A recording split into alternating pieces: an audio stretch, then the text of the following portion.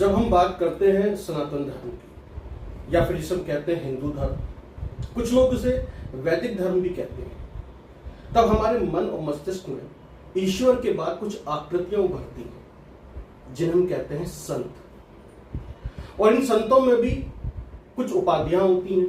शंकराचार्य उच्च पद है और उसके बाद महामंडलेश्वर। अखाड़े अपने उच्च संतों को एक पद देता है, उसे महामंडलेश्वर पद कहते हैं। ये महामंडलेश्वर आध्यात्मिक ज्ञान तपस्या के जरिए आध्यात्मिक या धार्मिक मार्गदर्शन करते हैं समाज का, कि आपको अपना जीवन सनातन धर्म के अनुसार कैसे जीना है। ये बहुत महत्वपूर्ण होता है। इनके सामने हम नतमस्तक होते हैं, इनका आशीर्वाद प्राप्त करते हैं। इसी क्रम में आज मैं बात कर रहा हूं गाजियाबाद के अंदर श्री श्री 1008 अनंत विभूषित ब्रह्मचर्य दीपक चित्रगुप्त जी महाराज से।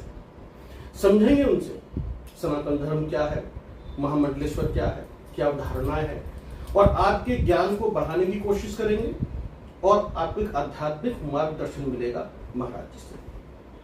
आपका बहुत बहुत स्वागत है ब्रह्मचार्य दीपक चित्रगुप्त जी महाराज। थैंक यू, नमस्कार। जैसा कि आपका नाम है ब्रह्माचार्य चित्रगुप्त जी महाराज, ये महामंडलेश्वर हैं, आप किस अखाड़े से हैं, थोड़ा हमारे दर्शकों को बताएं। ब्रह्माचार्य दीपक चित्रगुप्त जी महाराज ये मेरे को अखाड़े के द्वारा दिया गया नाम है, जो कि मेरे पट्टाभिषेक के बाद में जो मेरा गुरु द्वारा नामकरण किया गया उसमें है। ठीक है। श्री श्री 1008 ये अनंत विभूषित, ये मेरी सम्मानीय पदवी के साथ में ठीक है जुड़ा हुआ है। अब महामंडलेश्वर, जैसे आपने कहा कि सनातन धर्म, हिंदू धर्म और वैदिक धर्म, तो बेसिकली अगर हम देखा जाए तो हमारा वैदिक सनातन धर्म है। ठीक है, ठीक है, खाली सनातन धर्म नहीं है, वैदिक सनातन धर्म है जी। और वैदिक एक अलग शब्द, उसका बहुत मतलब वैसा व्यापक रूप है जो ईश्वर द्वारा दिए गए वचन हैं, जो कि वेदों में संलग्न हैं और सब वेदों के रूप में लिखे हुए हैं, जिनको हम आप्त वचन कहते हैं। उन्हीं की परंपराओं को हम जो फॉलो करते हैं वो वैदिक रीति के हिसाब से करते हैं। उनके अलग अलग विधि प्रोसेस सारी चीजें हैं, वो बड़ा बहुत बृहद जो है सब्जेक्ट है। और सनातन सबसे पुराना, जिसका ना आदि है ना अंत है। बिल्कुल। और धर्म वो जिसको आप अपने मन से धारण करें, जिसको आप अपने मन में ले जाएं, अपनी आदतों में शुमार कर लें, और ये संस्कार से जुड़ा हुआ है। संस्कार का मतलब कि आपकी आत्मा की और आचरण की और चरित्र की शुद्धि, यानी कि मनुष्य की जीवन शैली, जीवन आप कैसे जिए, आप कैसे जिए, आपको जो शरीर मिला है इसको आप कैसे परिष्कृत, अगर नॉर्मल आम भाषा में बोलें तो कैसे इसको आप शुद्धिकरण करके अपने जीवन को एक आयाम दें। जो मैं समझ पा रहा हूँ महाराज जी, शुद्ध जीवन शैली की एक परंपरा, जी, एक रीति और एक पद्धति से अपने जीवन को जीना। ठीक है। जो आपके संस्कार कहे जाते हैं, जो आप अपने जन्म के साथ में गर्भाधान से पैदा होने से पहले से लेके चलते हैं और अंतिम संस्कार तक जाते हैं, जो 16 होते हैं। ठीक है। अब इसमें महामंडलेश्वर, जैसे आदि जगत गुरु शंकराचार्य जी ने अपने अखाड़े की और सभी धामों की, चारों धामों की उन्होंने स्थापना की, तो शंकराचार्य जी सबसे बड़ी पदवी है जी। उसके बाद में जगत गुरु जी जो है वो उनकी पदवी कही जाती है जी। फिर आचार्य महामंडलेश्वर, जो कि महामंडलेश्वर के एक हेड कहे जाएंगे जी, उनकी पदवी है। फिर होते हैं महामंडलेश्वर। ठीक है। और महामंडलेश्वर का हर अखाड़े का एक पद है, जो कि नीचे फिर महंत, श्री महंत और ये हिरार्की के हिसाब से चलता रहेगा।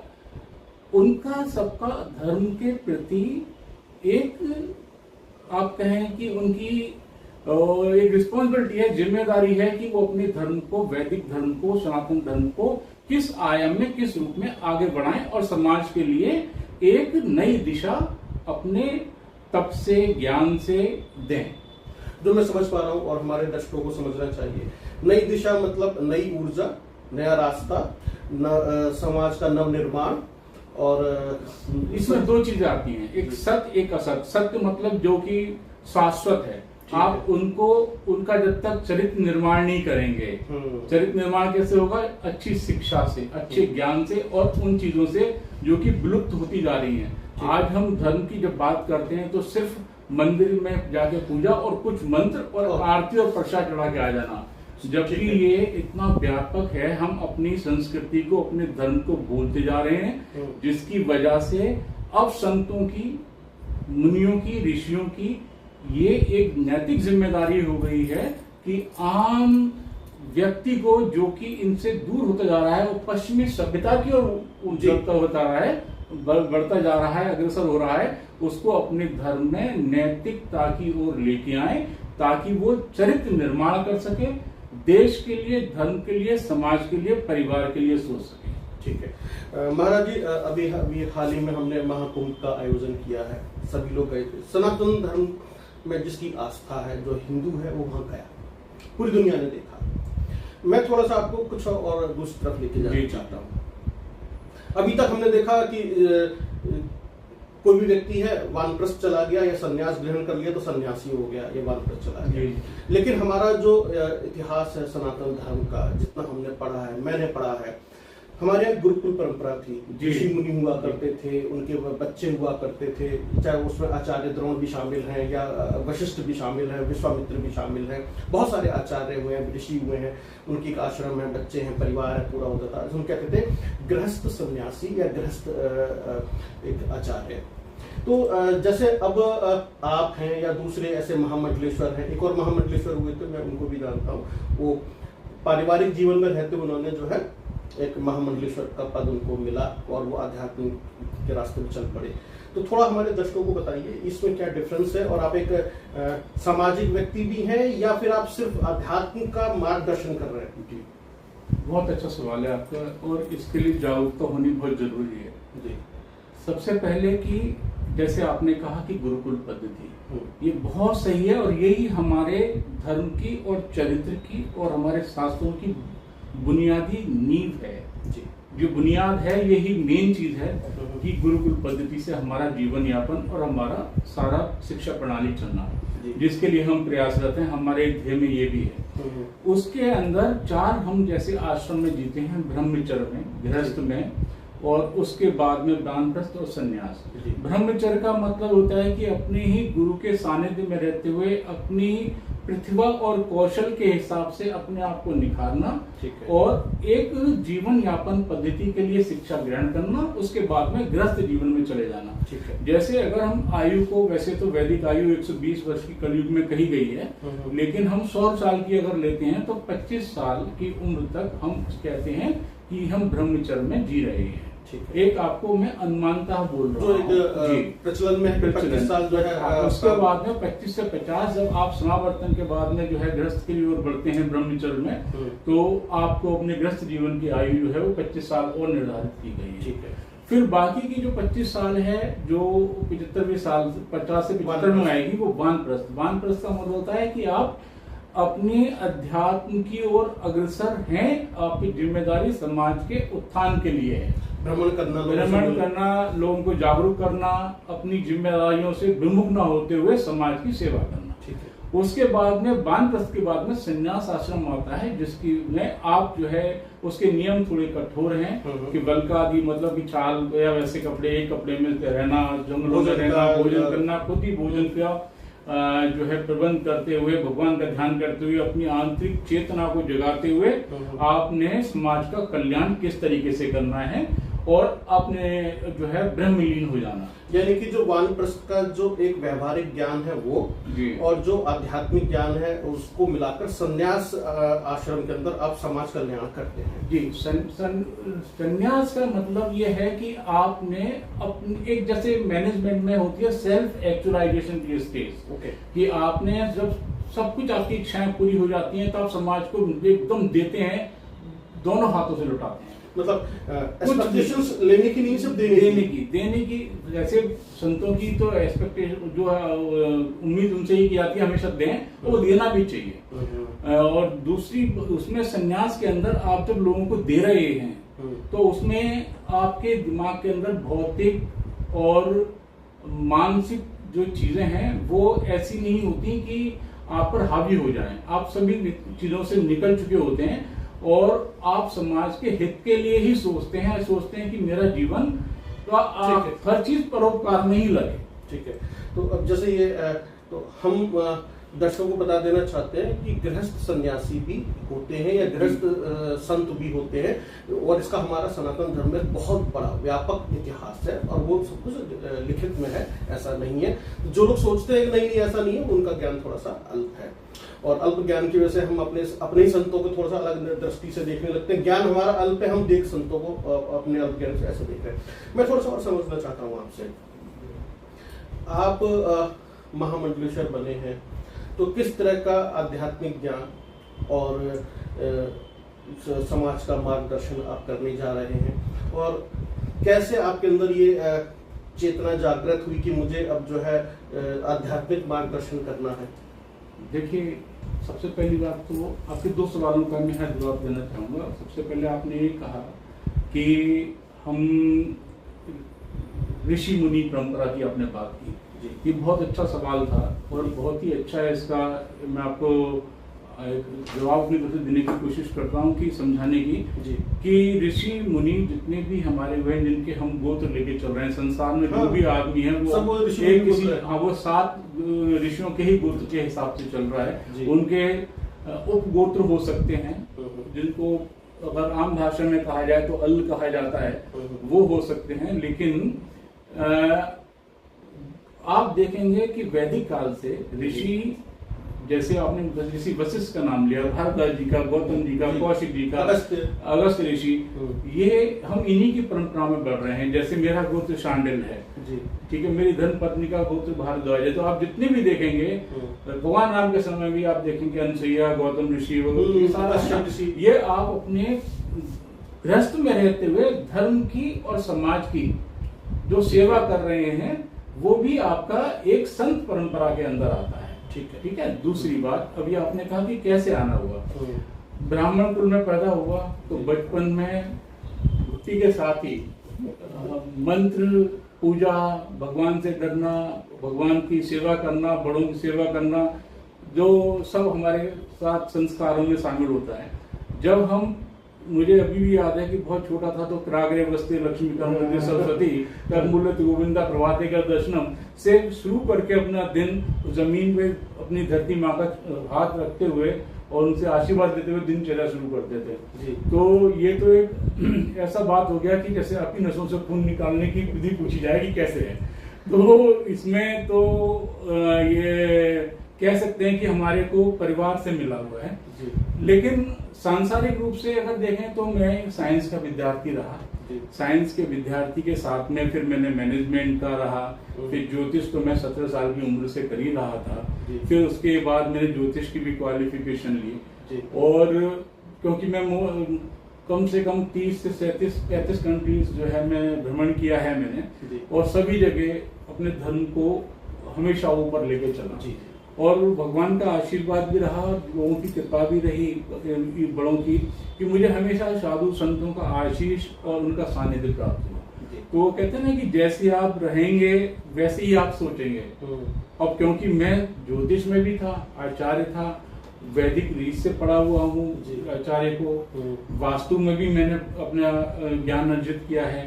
तो मेरे को कब किसने खींचा ये तो नहीं कह सकता, कैसे झुका हुआ, लेकिन ये कह लीजिए कि मैं शुरू से ही ऐसे ही हूँ। मतलब एक वो ऊर्जा जो है आपको, आध्यात्मिक ऊर्जा आपको उस तरफ ले गई, किसने खींचा, मतलब वो ऊर्जा। मैं हमेशा ये सोचता हूँ कि आदमी की आंतरिक ऊर्जा जब बाह्य ऊर्जा से मिल जाती है और हम इसके प्रयासरत रहते हैं, तो हम एक जो है समीकरण बना देते हैं, और वो समीकरण जो है ना, वो साधु संत ऋषि मुनि के रूप में होता है। तो इसमें मेरा परिवार मेरे हमेशा साथ रहा, उन्होंने कभी वो भी सब स्पिरिचुअल हैं, तो मेरा मन के हिसाब से जीना, मैं मानता हूँ कि आपका अंदर अंतरात्मा आवाज दे, आत्मा, अंतरात्मा, परमात्मा, ये सब चीजें होती हैं। तो जब तक आप आत्मा की बात सुनते हैं, अंतरात्मा की, तो आपकी आत्मा कहती है कि परमात्मा से मिलना है। उसका मार्ग जो है वो इन्हीं चीजों से निकल के जाता है। और फिर देखते हैं कि समाज में जागरूकता कौन देगा। आज की डेट में अगर आपकी कोई बात सुनता है तो साधु संतों की, धर्म की या नेताओं की। जी, ठीक है। तो हमारा जो ध्येय है वो समाज में चरित्र निर्माण का है। आप देखिए कि आज कोई भी आदमी आपसे सिर्फ जो बात करेगा वो धन की बात करेगा। वो ना आपसे चरित्र की बात करेगा, ना आपसे वो कहेगा कि मेरा सदाचार, मेरा नैतिक उत्थान कैसे हो। गुरुकुल हमारे खत्म होते जा रहे हैं। हम गुरुकुल के लिए काम कर रहे हैं और कब से कर रहे हैं ये हमें भी नहीं पता, कहना भी नहीं चाहिए, बताना भी नहीं चाहिए, क्योंकि दान और शिक्षा हमेशा गुप्त रहनी चाहिए, बिल्कुल देनी चाहिए। मतलब ऐसे तो रोजगार होनी चाहिए, लेकिन वैसे गुप्त तरीके से देनी चाहिए। तो हम ये सोचते हैं कि जितना हम अपने एक धर्म की सेवा कर सकें, धर्म का मतलब जैसे मैंने आपको कहा दूसरी परिभाषा है कि धर्म, कर्म और मर्म, ये 3 चीजें होती हैं। जैसे आप कर्म करेंगे वो आपका मर्म होगा, मर्म से ही धर्म कनेक्ट होगा। तो हमारा चिंतन, हमारा एक्ट, जो हमारा करने का तरीका है, जो हमारा कार्य है, वो सारी के सारे हम जो है धर्म के हिसाब से करें तो हम एक अच्छे समाज की और एक चरित्र की निर्माण कर सकते हैं। इसीलिए मेरे को लगा कि मेरे को इसमें अपने हम चले जाना चाहिए और हम क्या समाज को क्या वापस कर रहे हैं। सबसे बड़ी बात, हम ले तो लेते हैं, हम कहते हैं भगवान तूने मुझे ये नहीं दिया, हमने ये नहीं लिया। हम अपना एक पैर जमीन पर रखते हैं तो सोचिए कि अगर हमने यही पैर कोई हमारी छाती पर रख दिया तो हम क्या रिएक्ट करेंगे। और धरती है जो सोचती भी नहीं है, तो हम कूदते भी हैं, खेलते भी हैं, रोंगते भी हैं, उसमें एक पौधा तक नहीं लगाते, तो इसका मतलब हम पर्यावरण के साथ भी नहीं है। धर्म के साथ में जनसंख्या, पॉपुलेशन, पॉल्यूशन और दूसरी बात प्लास्टिक, ये 3 P को हम एक तरीके से रोकना चाहते हैं। क्योंकि पॉपुलेशन, जनसंख्या नियंत्रण की बात कर रहे हैं तो हम जमीन को भी, संसाधनों को भी हम रोक रहे हैं। पर्यावरण को हम जागरूक कर रहे हैं पेड़ लगाने के लिए, वो भी एक धार्मिक कार्य है। धर्म का पर्यावरण के क्षेत्र में बहुत बड़ा योगदान है। और तीसरा प्लास्टिक।